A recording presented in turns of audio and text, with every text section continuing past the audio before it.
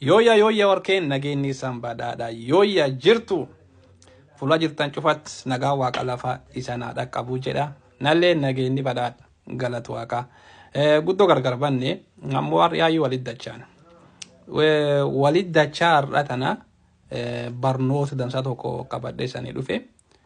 Barnooti har'a kunilleeni waan hariyyaa Booranaa irraa wal qaabsimnaa jedhee dhufe.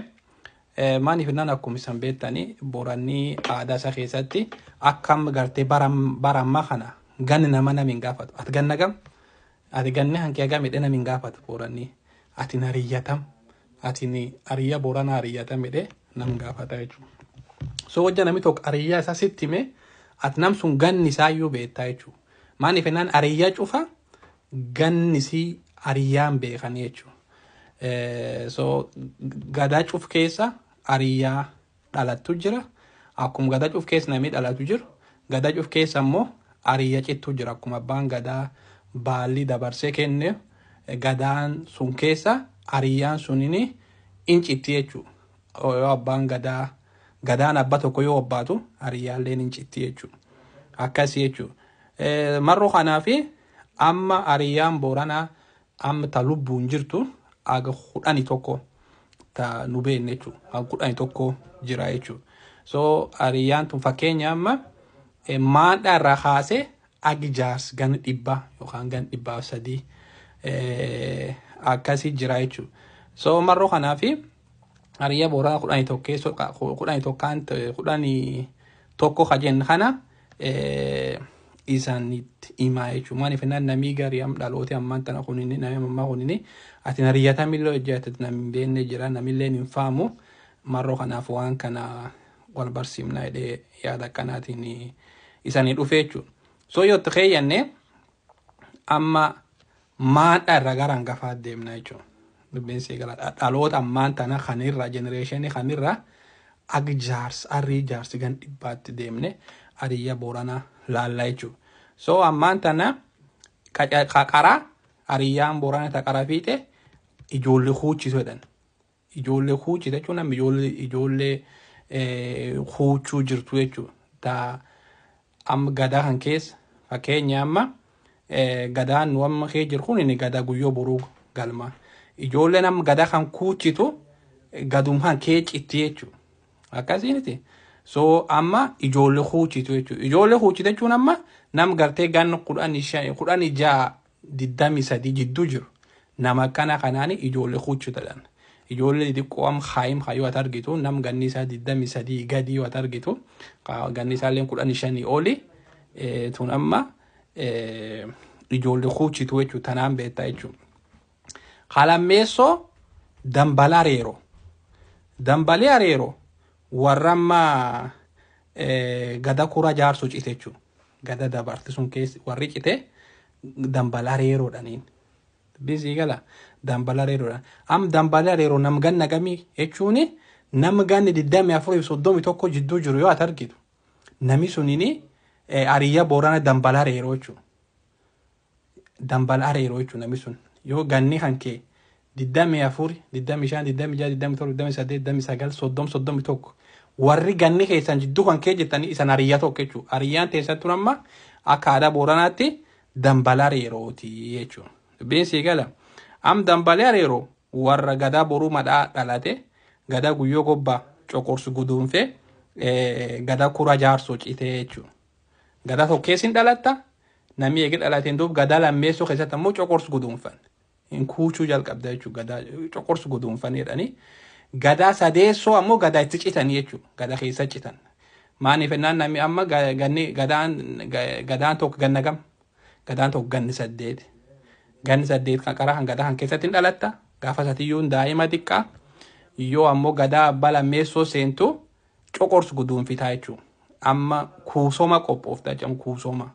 Gadaa abbaa itti aanu waan ammoo kuusoma kee itti keeyyatte gadaa sun kee citta jechuudha.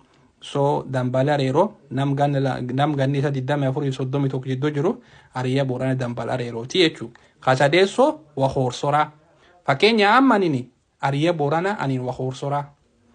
Wahoorsoraa jechuun amma nam gartee ganni 32-39 jidduu jiru.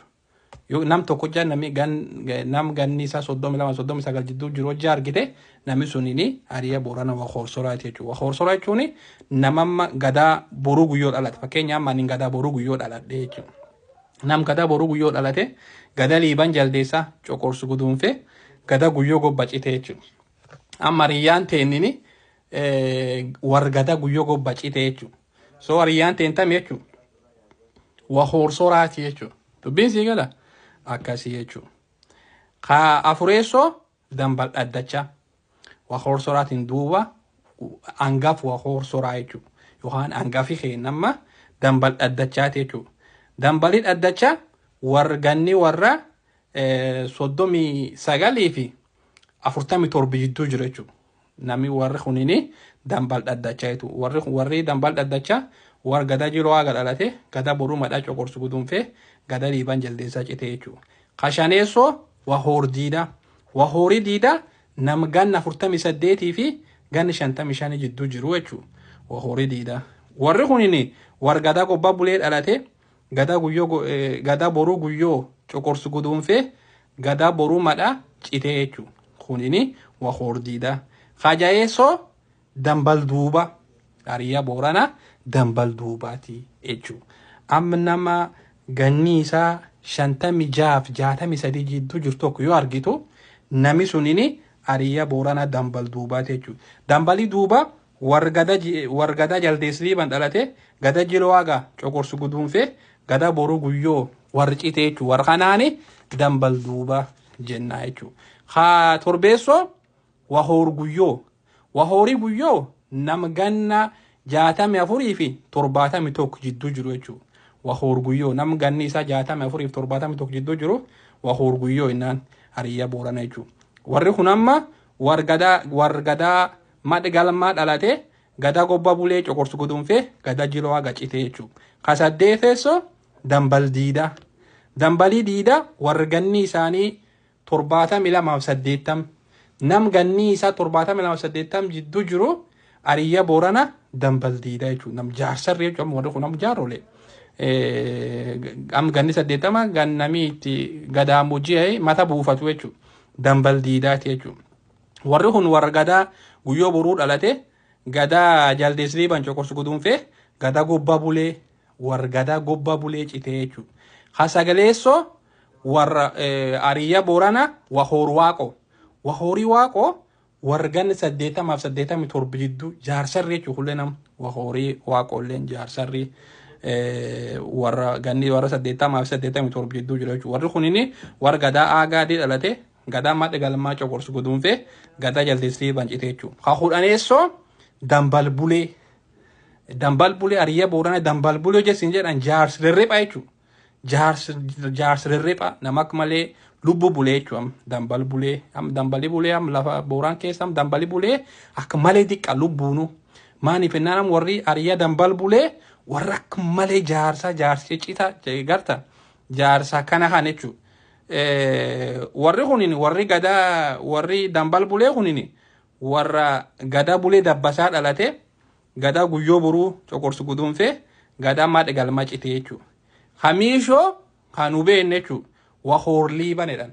Wahoorii liibani warganni isaanii 96-300 jechuudha.